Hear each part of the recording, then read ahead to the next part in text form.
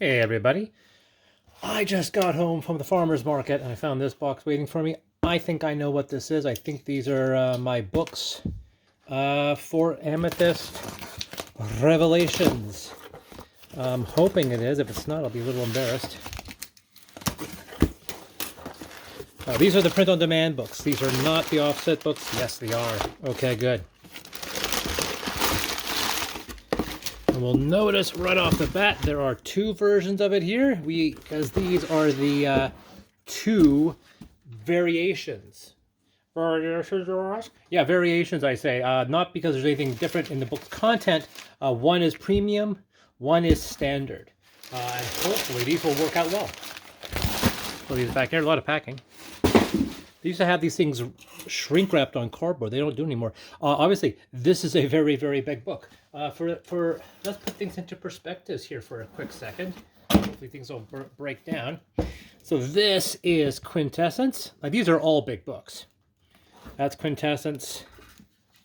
That is Factions, and that is Revelations. So definitely, you can see a little bit bigger than Quintessence, about the same time as Factions. So let's take a look. Now notice the logo's cut off a little on the bottom here. I don't think that's going to be a big issue. Hopefully we won't see that when we do the offset printing. Covers look about the same. Getting it pretty close to the line, but as long as it's visible, I'm okay with that. And it's a wraparound, as you can clearly see. Yep. I'm just going to grab one. Let's grab that one. Amethyst Revelations. Inside, credits. Let's take a look. Now, first chapter doesn't have, is kind of a, well, we always do, there's a recap. This is something I started doing in Affinity, and I've carried over here. Whenever I do these kind of text excerpts, they're covering up an illustration. I didn't do that with the first stuff, but I do it now. So this one kind of recaps a lot of stuff. Then we get to our first chapter, chapter 2, Peoples. Now I think if I look at this, yeah, so this is standard. This is premium, and you can tell by the quality of the paper. You can notice it's a little glossier. It's a little glossier paper. So I'm going to continue this flip over on this version just so we get the nice version here. Let's take a look here.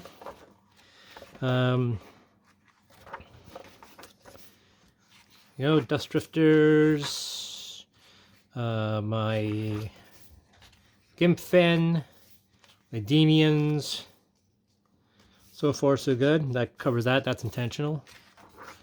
Pegasus, my Tenenbaum, well, of course, these aren't my illustrations, these are Nick Greenwood's illustrations.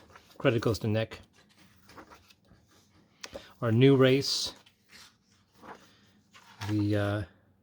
they were supposed to be Degus, and then we changed them to Volars for numerous reasons. Then we have the Vispids,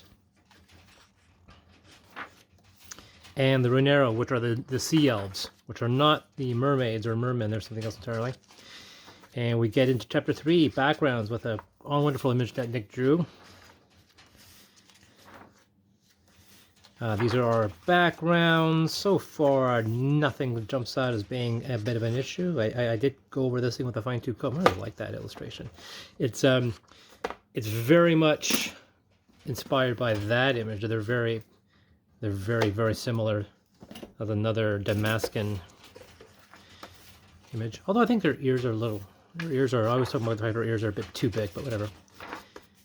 Gimpfen. That's actually a really good Gimpfen. I really like that one. You can see that glare in the light there. All right, let's take a look here. We can get chapter 4. These are our fantasy classes. So we've got the Charlatan, which is a melding of the thieving abilities of a rogue with some of the musical abilities of the bard. There's no spellcraft abilities in any of these classes except for the Pleromancer. Equestrian, which is our a little bit of fighter, a little bit of barbarian, a little bit of paladin. We move on to the Maverick. which is part ranger, part assassin rogue. The striker, which is part fighter, part monk, part barbarian. Definitely more monk-barbarian blend. And then we conclude with the Pleromancer. And this, of course, is a very specific type of Pleromancer, one that tattoos the sigils on their body. We go into a lot of detail on that one. We do a whole section on new prestige classes. Bunch of those, including rebuilds of some earlier ones that's compatible with our class, our magic class, like the Mage. This is the new variation on Mage. And that drives us into chapter 5, which is magic. Originally, this was actually chapter like 8, but my editor convinced me to put it on chapter 5 to make it right after the Pleromancer, so you didn't have to flip around. So here are how you build the Arcanum. There's one of the two Arcanum. We originally had one. I asked them how to do another one. Some Arcanum examples, Wisps. We have a Wisps. And then we go through all of the ingrafts that you can plant in your, because as I say, Pleromancer is creating living spells. There's our fire one. I'll jump. These all look pretty good. No problems here. Rituals, finally.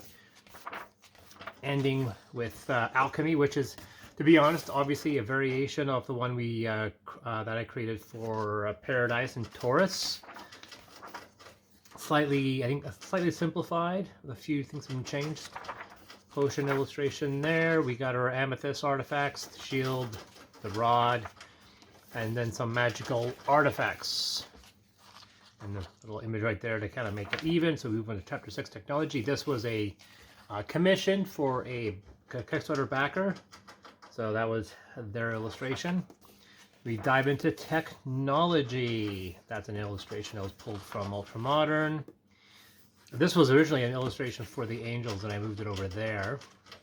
Some armor, Motigo, the Porto armor, more stuff. This was originally a robot, a monster robot. It got moved over into equipment. Actually, no, that was, and it fit. And then our big, our super heavy exo armor, completely game breaking. Don't care. I think they're cool. Lots of rules. There's the big one, the Jormungandr Panzer. Everything looks really good. Nothing's standing out.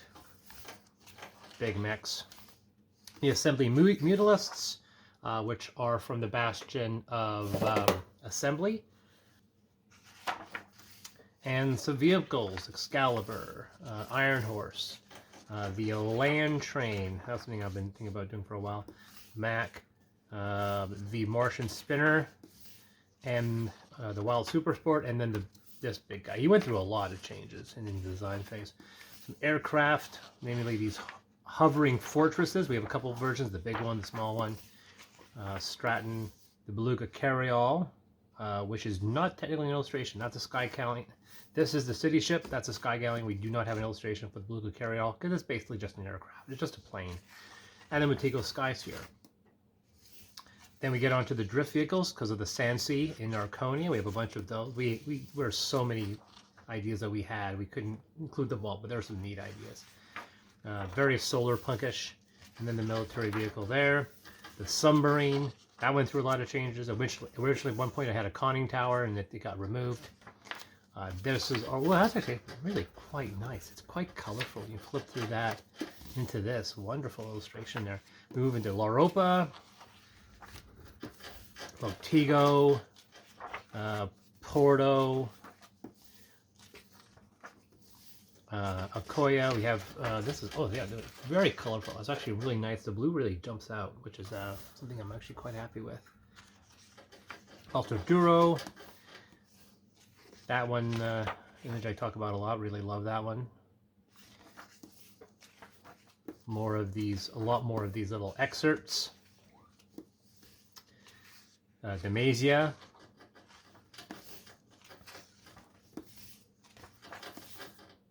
Floating Realm of Piotr Ratzik, and this here is a Shivia, so that's a Shivia.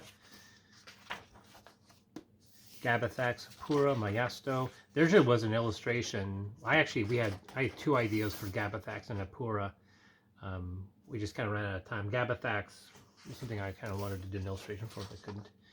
And we have the I thought, like, these towers are for the half ring, or maybe it pops up somewhere else. Probably pops up somewhere else. Kirjas Sefer. And then that basically, and then, oh, we've jumped into, no, we're still in, that's, oh, right, I forgot, that's Monolith. That's not Sebastian in the South. We know that. Nick's shtick, he loves putting characters in his illustrations. Like, you'll never see a big, deep, like, distant shot. There'll always be something where he can put a character in. Same thing with that. Pannonia, Quorum.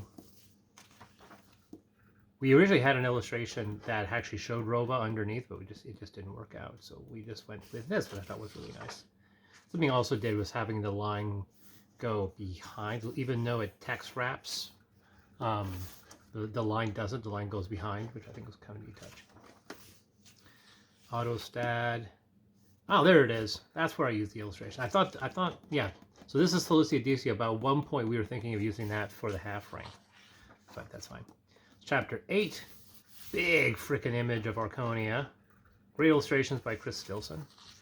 Replaced our, he's the third map maker. I actually really like the second map maker, but Stilson has a really good eye for making sure the maps make mechanical sense.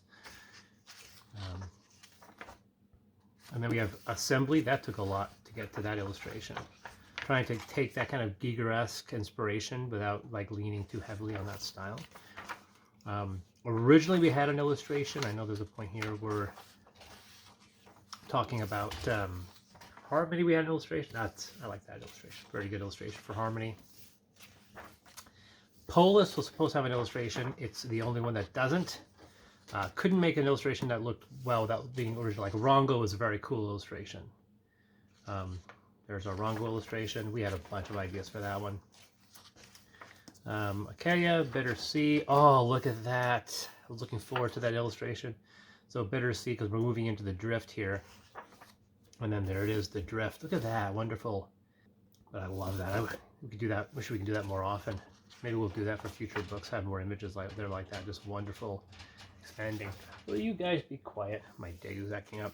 Here's another images of the drift. I didn't realize it was so close. Look, right next page. Should have had it like over here. Cenotaph. More images. A rejected image for a vehicle that we ended up using anyway. So this is where we had almost too many illustrations and trying to we had a situation where we had room for them all. So we have the San Agani Skylands, which is here.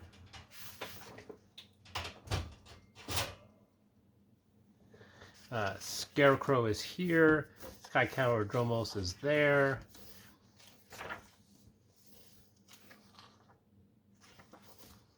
The Tenagir, this is the wall of Tenagir. Really like some of these new edges that Nick's been doing on these images. That's really a neat touch. Trinitas, was going to do an image of Trinitas, did not make the deadline, so did not end up doing an illustration of Trinitas. Same thing with Velisi Wilds and Zabalaza. We did get an image of Zephyrion though. I'm glad we were getting near a good chunk. Chapter 9 was supposed to be chapter 5. Since it was very heavily GM based, we put it near the end of the book and make it less spoilery. Talking about the angels. This is an illustration that's carried over from the previous book. And then we had a bunch of the new illustrations. Boom, boom, Ironclad. We had a previous Ironclad, a couple different variations of Ironclad that didn't work out. And then this is the Razor, the Rumbler, and the Tetron. These are basically cyborgs. One of the vehicles, that is Auriga. And then we have the big bio ships. And then that should be it for them. Chapter 10 monsters. Obviously we have angels and we have a juvenile angel. This is kind of the implication. This is a hologram. Of course, people know this is an illustration from Neurospasta. This is another commission for, but this was not a Kickstarter backer. This was a friend of mine. As a joke, I threw her in the image. I gave her like 4 different variations and she picked the one of her eating noodles, which I thought was fine. And then we have angel monsters. So we repeat those illustrations. The elemental dragon. This, of course, is obviously from the cover. Like literally, there it is there. So the elemental dragon. I actually, now that I think about it, I should have taken this and extended this image over. I completely missed out a hat trick. That would have been cool. And then this was, yeah. Yeah, in retrospect, Sephorion the Invisible. These are elemental dragons. Elemental dragons are colossal. We introduced one referenced, and this is Uzu the Rock. This is an illustration from Faction, so this is the stats. Elemental dragons are gigantic. Like, they're the largest dragons ever created. There's only like one of each. So there's only one sand dragon, there's only one air dragon, only one rock dragon, and so forth. And hopefully maybe with the next book we'll introduce a few of the other ones, like a fire dragon, an ocean dragon, and what have you. We'll have some fun. Changelings, we're supposed to have them an illustration, but of course they're changelings. Changelings have always been in the lore, but we never had an official until now. Then we have some the monsters, Vispids, Petromorphs, which are these golems that the Runero used. We really wanted us to have a whole bunch. Like originally, we actually had stats for the lobster, the effigy, and another one, and we kind of ran out of time and illustrations, and so we just had one illustration, which was the effigy. So the lobster doesn't have an illustration. You'll just have to imagine what that one looks like. The drift monsters, we have the Duneback, the Dune Slicer, which is of course the shark, the Gridipus, which is the sand octopus, dust drifters, and then the sand maw, which doesn't have an appearance because it is virtually invisible. That's the reason why you can't see it. And of course, well, one of my biggest regrets is that we did not get an illustration for the sand whale. But there were some, I mean, it's just a sand whale. And then we have some more monsters, some Bolara stuff, and then we have the Rongo Automata, which I'm very happy we got some cool illustrations for. There's Bob, there's Alex, Andy, and the Hero Resident model. I like how depressed he looks. Obviously, we have some monster stats for these big freaking mecha, which I think is really cool. So they're all being represented, Jormungandr and so forth. And I don't have an issue with these illustrations being large and being cut off, because we see them earlier on in all their glory. I only did the Porto Hexapedal Defense Fulminar. I only added that like about a week before we went to print, because just from a balance point of view, I wanted Geremak to be like this. And once I was doing the layout, I realized I had an empty page. So I figured I got to create something. So that was the monster that got included. We had the illustration for that thing anyway. There's Geremak Stage 1. This is an illustration that's been with us since day one. So here we are. We finally get a chance to show Geremak in his stats and see how powerful he truly is. The Tananim, same thing as before. We had plans for 4 or 5 of these guys. And we ended up only having illustrations for like 2. So there's that one, and then this guy, the little Sky Leviathan. Oh, sorry, these are Mechanites. I'm actually kind of happy that we didn't have any more illustrations. The stats in these guys are so big as it is to get this illustration. This monster goes over here. No, I mean I should have just shrunk it down because I was so in love with Nick's illustration. I wanted it to be large, but to do that I had to spread it over here. Some would say that that's probably not a good idea. There's no D&D monster presents their monster like that. If anything, what I could have done and maybe should have done is delete this monster entirely. And just have stats for this guy here and have the monster over here so he takes up both sides, but whatever. The Mechanites, we have the Adzi, we have the Gogamog. Same thing as before. We actually originally had, I think I originally had 6 of these guys. Like there were a lot of them. But since we only had the 2 illustrations, I decided to cut it off from there. Plus the fact we were already way heavy over budget in page count. I mean, we look at Factions, and Factions is at 388, ends up at 420, I think. Is it at end? No, 415. 415 is the end count.